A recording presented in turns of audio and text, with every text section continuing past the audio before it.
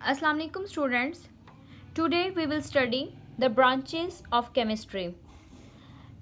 In my previous lecture, I gave the introduction regarding chemistry. And our today's topic is branches of chemistry. Students, as you know, we are living in the world of chemicals and we are all depends upon the organism, and the organism require water, oxygen and carbon dioxide gas. So chemistry has a wide scope in our life and as well as in the surrounding. So as we know, biologists divided the bio into different branches. So the chemist also divided the chemistry into different branches, and we will go through all the branches one by one.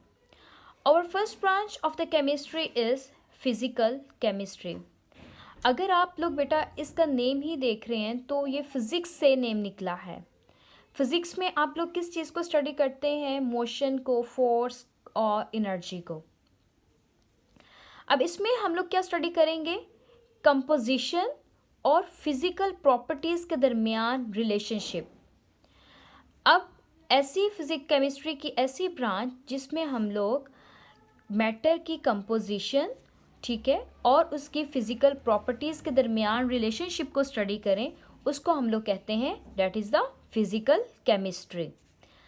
अब point आता है कि what is the composition. Just like मैंने यहाँ पे example लिखी भी है, वाटर आपके पास एक जो है क्या कहते हैं, कंपाउंड है, ठीक है. अब यहाँ पे मैंने वाटर की कंपोजिशन लिखी है. वाटर आपके पास जो है 2 हाइड्रोजन और 1 ऑक्सीजन से मिलकर बनता है. ऐसे ही है ना कि 2:1. 2 मतलब 2 हाइड्रोजन के एटम है और 1 ऑक्सीजन का. तो ये मेरे पास क्या है? वाटर की कंपोजिशन. अब उसकी फिजिकल प्रॉपर्टीज़, लाइक वाटर का जो मेल्टिंग पॉइंट है या बॉइलिंग पॉइंट है बेटा, वो आपके पास चेंज नहीं होगा, ठीक है.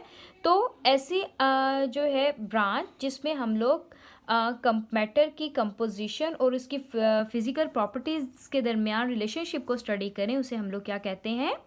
Physical chemistry. अब उसके साथ साथ उन्होंने कहा है कि इसमें हम लोग एक और चीज़ को स्टडी करते हैं. वो क्या है? हमारे पास स्ट्रक्चर ऑफ एटम. बेटा एज यू नो, ये मैंने एक एटम का एक स्ट्रक्चर ड्रॉ किया है. यहाँ पे मैंने क्या है, ये सेंट्रल जो पॉइंट मैंने बनाया है डेट इज़ द न्यूक्लियस, ठीक है. आप लोग जानते हैं ना कि एटम के सेंटर में क्या प्रेजेंट होता है? न्यूक्लियस प्रेजेंट होता है और इलेक्ट्रॉन उसके इर्द गिर्द रिवॉल्व करते हैं. Electrons revolve around the nucleus. अब अगर आप लोग ये स्ट्रक्चर देख रहे हैं तो आप लोगों ने ग्रेड 7 में ये पढ़ा होगा कि एटम के जो है सब एटॉमिक पार्टिकल्स होते हैं. वो हमारे पास जो है जैसे प्रोटॉन है, न्यूट्रॉन है और इलेक्ट्रॉन है. प्रोटॉन के ऊपर क्या चार्ज होता है? पॉजिटिव चार्ज होता है. न्यूट्रॉन के ऊपर कोई चार्ज नहीं होता. फिर उसके बाद जो है इलेक्ट्रॉन के ऊपर जो है वो नेगेटिव चार्ज होता है. अगर आप लोगों को ये पता होगा कि एटम के सेंटर में जो न्यूक्लियस होता है उसके अंदर प्रोटॉन्स और न्यूट्रॉन्स प्रेजेंट होते हैं. इलेक्ट्रॉन उसके इर्द गिर्द जो है वो रिवॉल्व कर रहा होता है. ऐसे ही है. प्रोटॉन के ऊपर मैंने कौन सा चार्ज बोला है? Positive charge. इलेक्ट्रॉन के ऊपर कौन सा चार्ज होता है? नेगेटिव, और जो कि वो शेल्स के अराउंड जो है वो रिवॉल्व करता है. क्लियर. अब जब ये पॉजिटिव और ये नेगेटिव चार्ज हमारे पास बेटा, जितने नंबर ऑफ प्रोटॉन्स होते हैं एटम के अंदर उतने नंबर ऑफ ही इलेक्ट्रॉन्स होते हैं. जब number of protons and number of electrons equal हो जाते हैं तो सो दे कैंसल, ठीक है, to each other. Number of protons and number of electrons positive और नेगेटिव, जब चार्जेस सेम हो जाएंगे they will cancel each other. So as a whole electron जो एटम के ऊपर चार्ज आएगा वो मेरे पास कौन सा चार्ज आ जाएगा? न्यूट्रल. क्लियर है. फिर नंबर 4 पे उन्होंने कहा है कि फिजिकल केमिस्ट्री में हम लोग गैसेस का बिहेवियर उसको भी स्टडी करेंगे कि लाइक हमारे पास वो उनके मॉलिक्यूल्स जो हैं जब वो मूव करेंगे, टेम्परेचर हाई करूँगी तो उसका क्या इफ़ेक्ट होगा. टेम्परेचर लो कर दूंगी तो प्रेशर पे क्या इफ़ेक्ट पड़ेगा, तो इन चीज़ों को भी हम लोग जो है इसमें स्टडी करेंगे। गैसेस के बिहेवियर के रिगार्डिंग डिफरेंट लॉज भी हैं, ठीक है। जैसे आप लोगों ने प्रीवियस क्लास में थोड़ा नेम वगैरह सुना होगा, लॉ ऑफ थर्मोडायनेमिक्स, ठीक है, flow of heat of energy, इनके लॉज हैं, ठीक है। तो गैसेस के भी लॉज हैं जो कि हम लोग जो है फिजिकल्स केमिस्ट्री में स्टडी करेंगे। उसके बाद जो है उन्होंने कहा है कि टेम्परेचर का इफेक्ट भी स्टडी करेंगे मैटर के ऊपर, ठीक है, कि वो सॉलिड है, लिक्विड है या गैस है। क्लियर है? अब नेक्स्ट बेटा आप लोग पॉइंट देखें। नेक्स्ट हमारे पास पॉइंट क्या आ रहा है, ऑर्गेनिक केमिस्ट्री।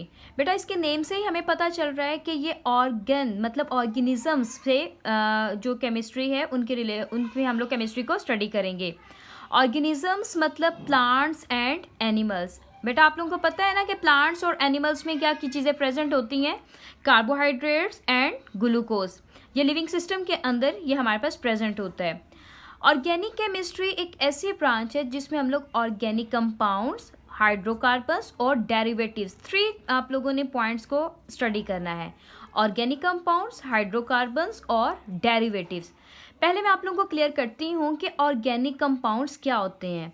ऑर्गेनिक कंपाउंड्स बेटा ऐसे कंपाउंड्स जिनके अंदर कार्बन एक सेंट्रल कंपाउंड हो, ठीक है, सेंट्रल एलिमेंट, ठीक है, लाइक एक एसेंशियल एलिमेंट की फॉर्म में जब कार्बन जिसके अंदर प्रेजेंट हो, उन कंपाउंड्स को आप लोग क्या कहेंगे, they are the organic compounds. Is it clear? दूसरा ये हाइड्रोकार्बन्स। हाइड्रो मीन्स के हाइड्रोजन और कार्बन, ऐसे कंपाउंड जो सिर्फ कार्बन और हाइड्रोजन से मिलकर बने हो, ठीक है, वो भी आप लोग किस में स्टडी करेंगे, ऑर्गेनिक केमिस्ट्री में। नंबर 3 पे उन्होंने कहा है कि डेरिवेटिव्स। डेरिवेटिव्स मीन्स के किसी से ड्राइव करना। इसकी मैं आपको एग्जांपल दे रही हूँ अमोनिया की। अमोनिया का बेटा फॉर्मूला क्या होता है, NH3। यहाँ पे आपके पास क्या है, NH3 इस फॉर्म में प्रेजेंट होता है, नाइट्रोजन, ठीक है, एक हाइड्रोजन इस साइड पे अटैच होती है, एक इस साइड पे, एक इधर, ठीक है, और 2 इसके ऊपर लॉन पेयर प्रेजेंट होते हैं। इसके ऊपर पास जो है ये कैपेसिटी है कि लॉन पेयर की, ठीक है। अब जब मैंने यहाँ से एक हाइड्रोजन रिमूव कर दिया, ठीक है, अब यहाँ पे मेरे पास एक और कंपाउंड है, ये इसको सपोज नाम दे लें आप लोग कंपाउंड ए का, और इसको नाम दे लें कंपाउंड बी का। Is it clear? अब यहाँ पे एक और कंपाउंड है, ठीक है, अब कार्बन की वैलेंसी 4 होती है, यहाँ पे देखें हाइड्रोजन अटैच है, यहाँ पे भी। अगर मैं यहाँ से ये वाली हाइड्रोजन रिमूव करके ये वाले कंपाउंड को इसके साथ इस जगह अटैच कर दूं तो इस तरह से बन जाएगा CH3, ठीक है। तो ये मेरे पास क्या है, अमोनिया का डेरिवेटिव, तो इसका नाम बन जाएगा मिथाइल अमाइन। ये पहले अमोनिया था और इसका नाम था मीथेन, लेकिन जब इसके साथ मैंने ये अटैच कर दिया तो इसका नाम क्या बन गया, मिथाइल अमाइन। तो ये इस तरह से डेरिवेटिव्स जो है उसको हम लोग कहते हैं। क्लियर है? अब बुक की तरफ आते हैं। बुक में उन्होंने हमें क्या एक्सप्लेन किया है कि physical chemistry is defined as the branch of chemistry which deals with the relationship between the composition, मैंने आपको बता दिया, फिजिकल प्रॉपर्टीज़ का बता दिया, और ऑफ मैटर, मैटर मतलब सॉलिड, लिक्विड या गैस, और उनके अंदर जो चेंजेस आए, ठीक है, लाइक अगर आप लोगों ने जैसे हमारे पास जो है मैंने वाटर को बॉयल करना शुरू किया या वाटर को जो है हम लोगों ने फ्रीज़ किया तो उसके बाद वो आइस मेल्ट होना शुरू हुई, तो इसमें जो चेंजेस आए हैं, ठीक है, इन चीज़ों को स्टडी करना, और या उसके स्ट्रक्चर ऑफ एटम को देखना कि एटम के अंदर जो है न्यूक्लियस कहाँ पे है और कितने प्रोटॉन हैं, कितने न्यूट्रॉन हैं, behaviour of gases, solid, liquid, and study the effect of temperature और रेडिएशंस ऑन द मैटर। ये सारा कुछ हम लोग किस में स्टडी करेंगे, फिजिकल केमिस्ट्री में। Is it clear? यहाँ तक उसके बाद जो है इसकी डेफिनेशन आ जाएगी, ये सारी इसकी इंपॉर्टेंस में आ जाएगा कि इसको आप लोग कहाँ पे अप्लाई कर सकते हैं या किसकी इसकी प्रॉपर्टीज़ कौन कौन सी हैं, फिजिकल प्रॉपर्टीज़ की हेडिंग आ जाएगी।